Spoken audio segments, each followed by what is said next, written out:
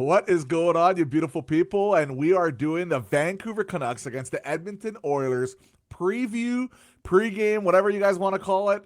But we do this regularly every single game. So make sure you hang out and check out the channel when we go and do this. We're going really in deep. And we also have a bunch of updates, news, and a lot of other lovely stuff. Corey, actually, lovely once again. He's going to be joining us for this preview. I guess he's had an off week, so he can join us for a bunch of videos. Thanks, Corey. Yeah, no problem. Thanks for having me. Yeah, Corey is, if you guys don't know, he's the Canucks news summary guy on Twitter. He's awesome. But before we get into that, I do want to just a quick little notes here on the last game. I was at the Whitecaps game, so unfortunately, or I guess fortunately, but in this case, definitely kind of unfortunately, because they destroyed Calgary 8-1.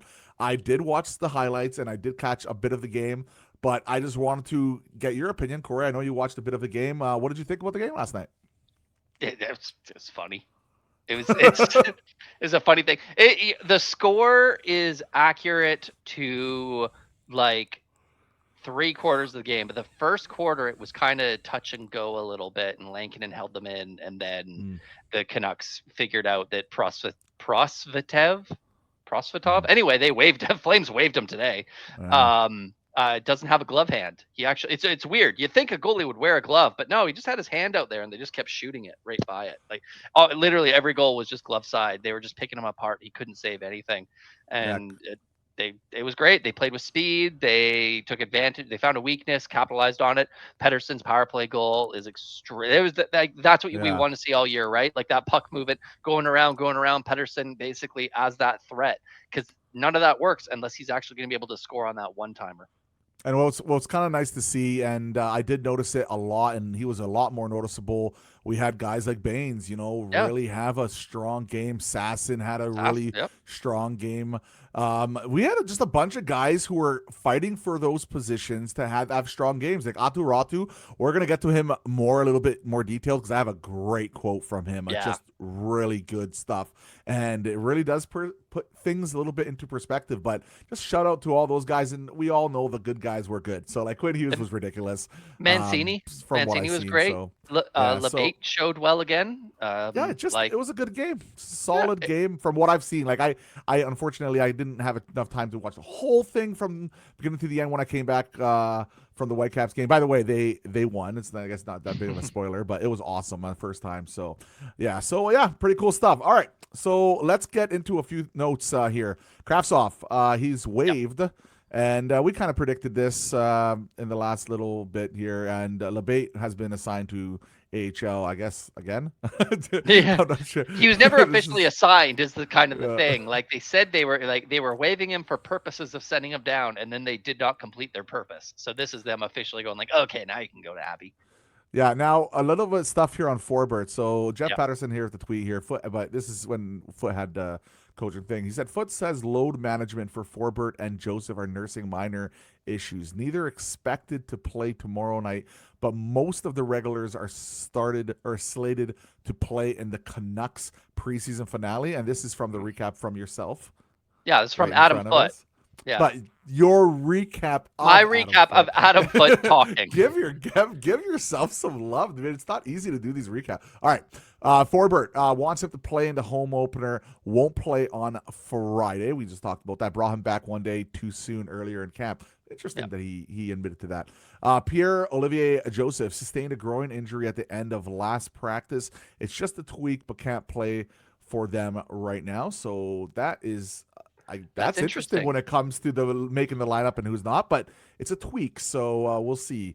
Vander Kane didn't want him playing in Calgary after being an Oiler. Would have played if it was a different team, and doesn't mind him starting practices slowly because he gets his legs as the practice continues. And he's been good throughout the preseason and training camp. All right, final roster. Calls the team on Friday pretty full, and Edmonton is going to play their full team. And what's interesting about that comment is we do have a little bit of here on the Edmonton Oilers, and the Oilers had an optional practice this morning. The skaters were on the ice were McDavid, Dry, Ryan Nugent-Hopkins, Podkolzin, Tomasek, Jones, Ekholm, and Bouchard. So Philp. Yeah, he didn't say Philp. And Philp and brother of Philip. There's another Philp. I don't know if they're related, but there's two Philps in the NHL. It's actually not a bad name. It's actually a kind of cool name. And So take that what you will with the who comment had on the optional skates. Pud Colson. That's his first Hmm. preseason game because his father suddenly passed away and he had to go back and Yeah. and dealt with that. So and they had Yeah. commented that this was the game he was going to get into. Yeah, I hope he has a real good season. Just tragic. I really hope he has a really good season. He was a really good guy for Vancouver as well. Like especially really hardworking guy too. Like I didn't hear anybody say a bad word about No one has a Pop bad Colson thing to here. say about him. Yeah, Like I've always questioned what his yeah, ultimate upside was, even when he was drafted, because yeah, he kind of always just profiled as a really good third liner, yeah. and I that's kind of what he is. it's nice that he found his kind of spot, right? Like Yeah, because I like the kid. He's really yeah, nice.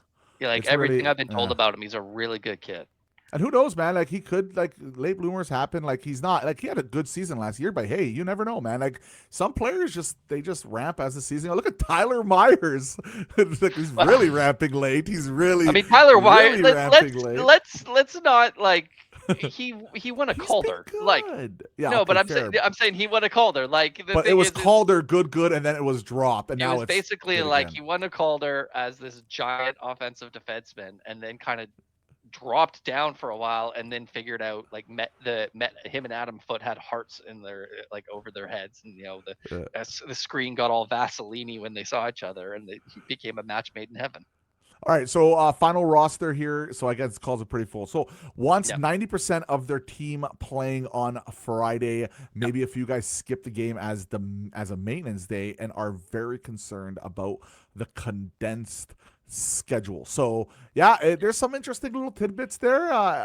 It's gonna be fascinating to see how this game tomorrow lines up because it should be against two teams really going all out, or at least play like player wise, obviously not maybe so much going all out with the. Well, I don't think they are. Like it's weird. Typically, the last preseason game, it'll be these full teams, and they kind of don't even really hit each other. Like they Yeah, kind of just exactly. do little flybys. And go, yeah, let's save this till next week. All right, so we have here the line. So this is Yep. interesting part now. All right, so DeBrusque, Pedersen, and Besser once again. So this will be That's your the top line. first line Yep. during the regular season. We have Kane, Hedel, and Garland. I think this will most likely be your That's the second line. So it looks like we're going to be seeing them again. Yep. And then Drew O'Connor with Yep. Coots and Sherwood. Obviously, the name That's that we're really excited for is Coots. Coots, and see how he does another game. Like, is he going to have another standout game? Is he going to be able to make this team? Like, it's Yes. it's just such a. He's on the team and he's the third line center. You think it's already automatic? Yeah. I think at this point, yeah, if he's playing unless he just completely has like a terrible game, like unless he could just can't handle it at all, like he's gonna start the team as the third line center with O'Connor. These are probably going to be the final lines, and they're going to be comfortable with it because they feel they can plug Bluger or Ratu in that spot if he can't handle it, and they just decide to send him back to junior sort of thing until they can find another solution. Mm-hmm. And a few things to mention on those like top six real quick. Pedersen's been really good in preseason. Besser's been solid, and DeBrusque, he's kind of had a weird kind of up and down, but when he's good, he's been real good. And like, I mean, his career. Like he's just streaky. Like he's always been kind of like this player. Yeah. And Kane's been all right. Hedel's been solid. I know some people defensively up and down. He makes mistakes, but I still feel like he's transitioning the puck well. And Garland in that game, like right, solid, right? So, Drew O'Connor picked it up recently. It's important to mention, and Sherwood's been good throughout the whole preseason. So that's the top three lines. I like that third line. There. I like the idea of putting Coots with Sherwood and O'Connor because those are two guys that push the pace, especially Sherwood. O'Connor is very good defensively, very good at speed, all that sort of stuff, right? Like you're basically insulating a kid with. Although O'Connor kind of has hands of stone because he gets so many chances, can't bury him, and Sherwood's opposite. Like Sherwood gets a ton of chances and scores because he has such a good shot. Like it's not burying him, even though he's on the third line. You would prefer to see him in the top six. You're not burying him on fourth line with guys who haven't proven anything. Like that's a. I think that like if this is, I don't want to call this an audition. So, like I said, I'm very confident that that's just what they're going to go into in the season. But it's a big, big, big opportunity to really cement. Go like I'm going to start the year as this team's third line center. And let's hope. Let's hope he has a really good game. Aatu Ratu, I really wanted to get to this. So this is a some great comments he made in his post game. I'm not sure if it was the pregame or post. I think it was the post game. I think it was the post game, or maybe it was today. Maybe it was. Today it was today after. It was today after practice. Yeah, that's what it was. So yeah, I took a quick listen to it, loved it. So he says this, okay? This is how he's evaluating his own play during the preseason. 4 games now, not having given up any goals against. I think that's the big thing. Obviously, trying to be solid in the D zone and trying not to give up anything against offensively. You can have a bad game and then have a shot go in, so you can't really be all about that. But it's good to be scoring. I've got some good shots, but I think I'm most happy about not giving up anything against. I didn't know he hasn't given up anything against until he mentioned this. That was actually really fascinating to me. And it does make you think a little bit more because he wasn't, let's be honest, he had a slow start to the preseason, but he's been much better. Last game, he was a monster in the faceoffs. And I'll just say this, man, like Aatu Ratu, the fact that he's ramping it, maybe, I don't know what happened. Like, I have no idea why he's been ramping it recently, but he's playing well. And he's playing real well now, suddenly. And he's on the team. He's going to be on the team. And the question is, where are we sliding him, right? Are we sliding him in that center position? Or if Coots, so obviously if Coots makes the team, I think we'll see something like this kind of. But it gives them flexibility. Rutherford kind of talked about this, right? Like wanted another center to give flexibility, and we shift someone to the wing. And so if they don't have any trades that they like, you just roll with this. You have Ratu play the wing because he's also good as a winger, but he can still take faceoffs. Right. So if you need a key zone faceoff, whether it's an offense or defense, doesn't matter where any zone, if you need a faceoff, you throw the guy that is like 60 plus. Or in Calgary against the Flames, did you see the stat where like he won his first 7 faceoffs against different Flames? Like he faced 6 different Flames and won, and then he got up to 7 in a row.